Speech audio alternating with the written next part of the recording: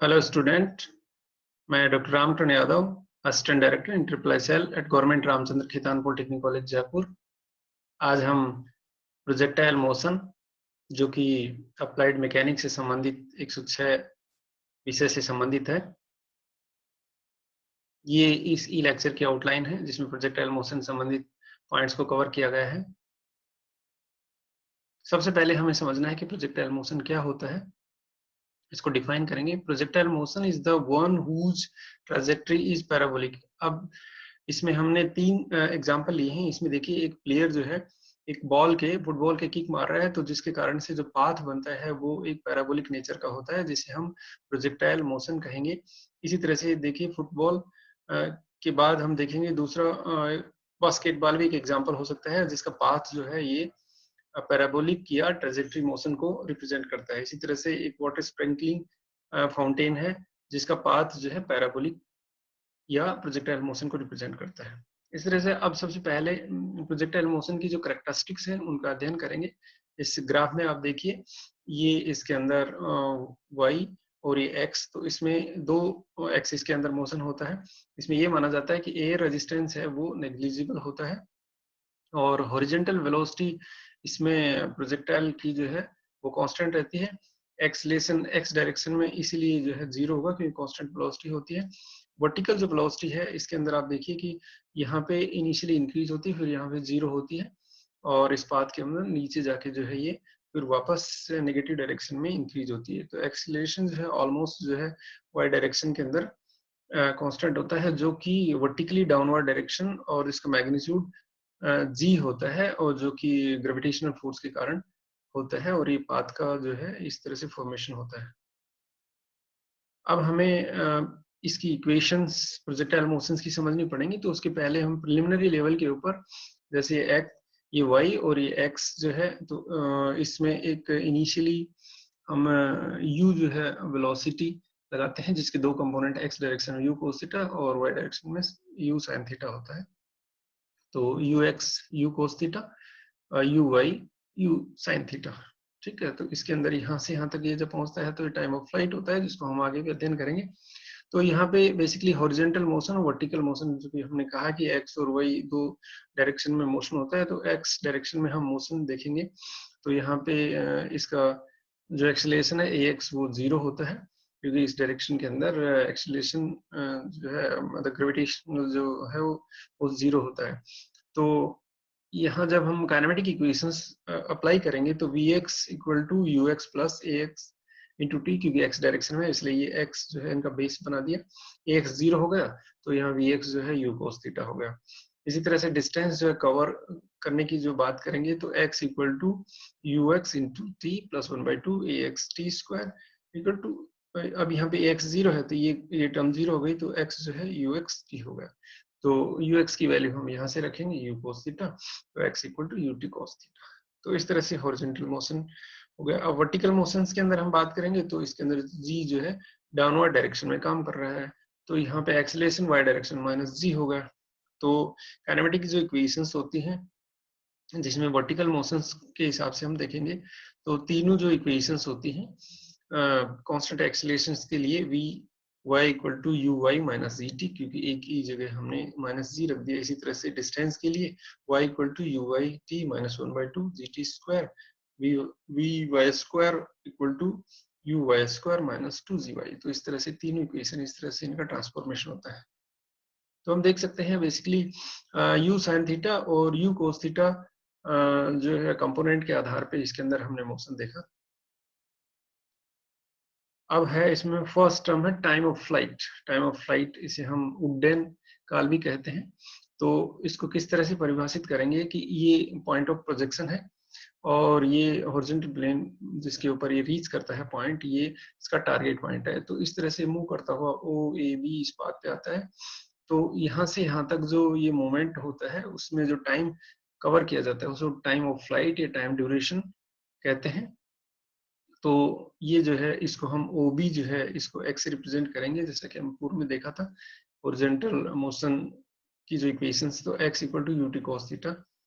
अब y coordinate इस point के ऊपर B पॉइंट पे 0 होगा, पहुंचते वहां पे उसका डिस्टेंस 0 है। तो y equal to ut sin theta minus 1/2 gt square, यहाँ पे y 0 है तो ऐसी स्थिति के अंदर 0 equal to ut sin theta minus 1/2 gt square.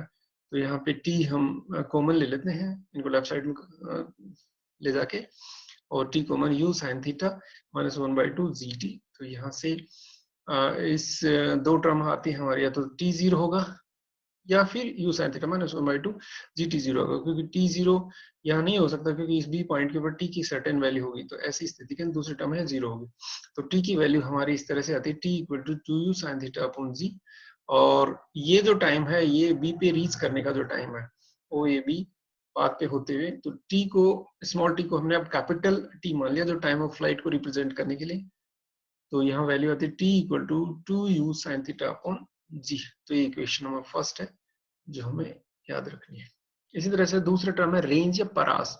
तो इसको हम इस तरह से परिभाषित करेंगे कि डिस्टेंस है जो पॉइंट ऑफ प्रोजेक्शन से लेके टारगेट पॉइंट के बीच में हॉरिजॉन्टल डायरेक्शन के अंदर कवर की जाती डिस्टेंस है, उसको हम रेंज या परास कहते हैं। ठीक है, तो ये ओ बी जो डिस्टेंस है इसको हमने पूर्व में भी डिस्कस कर चुके। तो हमने देखा कि यहाँ से ये जब डिस्टेंस कवर करते हैं इसमें टाइम लगता है t equal to 2u sin theta upon g, और हॉरिजॉन्टल मोशन में जब हम डायरेक्शन की बात करेंगे, डिस्टेंस की बात करेंगे, तो x equal to u cos theta t. तो यहाँ पे x की value u cos theta, t की वैल्यू हम यहाँ से ले लेंगे, तो ये पुट अप करेंगे 2u sin थीटा अपॉन जी की वैल्यू रखने के बाद OB की, या जो x की वैल्यू आ रही है 2u square cos theta sin theta upon G. अब हम जानते हैं मैथ में कि 2 sin थीटा कोस थीटा इसकी वैल्यू sin 2 थीटा होती है, तो हम इस वाली वैल्यू की जगह 2 sin थीटा कोस थीटा की जगह sin 2 थीटा रख देंगे, तो r equal to u square sin 2 theta upon G. तो रेंज जो है हमारी ये वाली वैल्यू आ गई, range equal to square sin 2 theta upon G. अब हमें ये देखना है कि मैक्सिमम रेंज हमें कौन से एंगल पे मिलेगी, कौन सा एंगल ऑफ प्रोजेक्शन हो ताकि हमें मैक्सिमम रेंज मिल सके।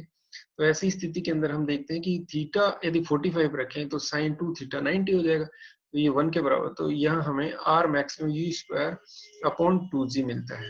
ठीक है, तो अब रेंज के ग्राफ की हम देखें कि किस तरह से एंगल से इफेक्ट होता है।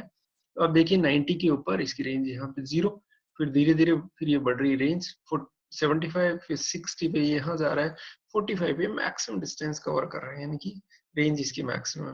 फिर 30 पे फिर लेस कम हो गई, फिर 15 पे और कम हो गई। यहाँ एक कंक्लूजन और है कि भी रेंज जो है कॉम्प्लीमेंट्री एंगल्स के लिए वो बराबर होती है। जैसे फॉर एग्जांपल हमने यहाँ पे 30 डिग्री एंगल पे रेंज देखा और 60 डिग्री एंगल पे देखा, तो दोनों की जो रेंज है बराबर होती है। कॉम्प्लीमेंट्री एंगल वो होते हैं जिनको दोनों को यदि ऐड करें तो 90 डिग्री के बराबर होती है। तो इस तरह से कॉम्प्लीमेंट्री एंगल्स के लिए रेंज या परास बिल्कुल बराबर होती है।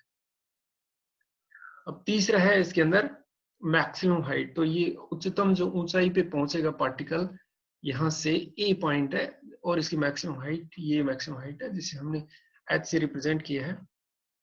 तो ये मैक्सिमम हाइट जो है ये वाई कोऑर्डिनेट ऑफ पार्टिकल है। जब ये वर्टिकल जो कंपोनेंट वेलोसिटी का है, ऐसी स्थिति के अंदर यहाँ पे वी वाई जो है 0 हो जाता है, जैसा कि हम पूर्व में डिस्कस कर चुके। अब हमें मोशन जो इक्वेशंस है वो लगाएंगे हम इसमें। तो v y equal to u y minus g t. V y यहाँ 0 है तो यहाँ 0 पुटअप कर देंगे, u sine theta minus g T.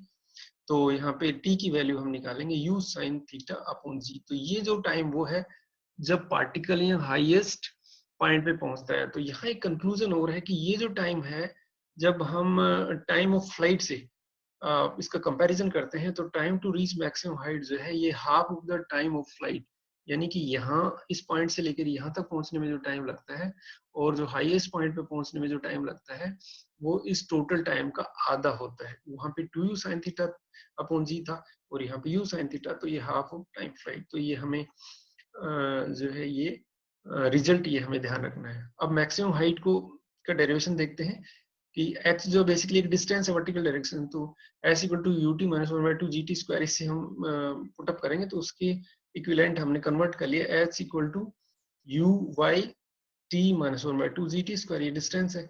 अब यहाँ पे u y को हम जानते हैं, ये वाला जो vertical component of initial velocity u sin theta, और t की वैल्यू यहाँ से ले लेंगे u sin theta upon g minus 1/2 g u sin theta upon G का होल स्क्वायर करेंगे तो इस तरह से हमारा जो रिजल्ट आता है हाईएस्ट जो हाइट है या मैक्सिमम हाइट है वो h equal to you square sine square theta upon 2g, ये इक्वेशन नंबर 4 हो गई है। तो इस तरह से ये मैक्सिमम हाइट हमने निकाला। अब इन्हीं तीनों को जो पॉइंट्स हमने निकाले हैं, जो डेरिवेशंस किए हैं, इस पे बेस्ड एक प्रॉब्लम्स लेते हैं।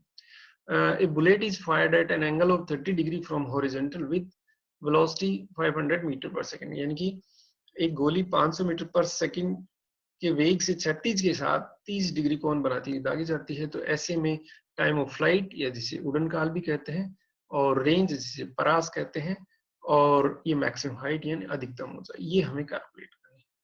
अब देखिए पहला पार्ट है टाइम ऑफ फ्लाइट। तो टाइम ऑफ फ्लाइट का हमें फॉर्मूला पता है कि ये जब यहाँ से ओ ए बी तक पहुंचती है, यानी कि पॉइंट ऑफ प्रोजेक्शन से लेकर टारगेट पॉइंट तक पहुंचेगी, तो वो टाइम ऑफ फ्लाइट कहलाता है, जिसका formula 2u sin theta upon G होता है। यहाँ गिवन है 500, angle of projection theta 30 degree है, तो t इक्वल टू 2 इंटू 500, इसकी वैल्यू रख देंगे साइन थीटा की 30 और डिवाइडेड बाय 9.81। कई बार इसकी वैल्यू 9.8 भी रख देते हैं, और कई बार इसको z इक्वल टू 10 भी दिया होता है। तो ऐसी स्थिति में वैल्यू जो गिवन है उसके करस्पॉन्डिंगली हम g की वैल्यू पुटअप करके, तो यहाँ पे t की जो वैल्यू आ रही है टाइम ऑफ फ्लाइट 50.96 सेकेंड आ रही है, जो कि time taken by bullet on path. तो बुलेट के द्वारा इस पॉइंट पे टारगेट पॉइंट पे पहुंचने में 50.96 सेकेंड लगे। इसी तरह से इसका दूसरा पार्ट है बी, रेंज निकालनी है आपको। तो range O B equal to R, range का हमें फॉर्मूला पता है, R equal to you square sine 2 theta upon G. तो यू की वैल्यू और थीटा की वैल्यू रख देंगे, तो 500 का square into sine of 2 into 30, तो ये इसका 500 का स्क्वायर आ गया, और साइन 60 की रूट 3/2 डेढ़ 9.81। तो इस तरह से रेंज आ रहा है 22,043.83 मीटर। तो ये आ गई वैल्यू इसकी रेंज। तीसरा जो कंपोनेंट है इसका मैक्सिमम हाइट निकालने का, एच निकालना। मैक्सिमम हाइट का रीच बाय बुलेट, बुलेट जो है वो एच है, तो एच जो है you square sine square theta upon 2g, यहाँ पुटअप कर देंगे वैल्यू। यू की साइन यू की value 500 square into sine square 30 upon 2g। जब हम वैल्यू पुटअप करेंगे इसकी वैल्यू, तो ये आ रही है 3185.52 मीटर। तो ये वैल्यू इसकी हाईएस्ट जो मैक्सिमम हाइट है वो हमें यहाँ से हम कैलकुलेट कर सकते हैं। Thank you very much for viewing the video.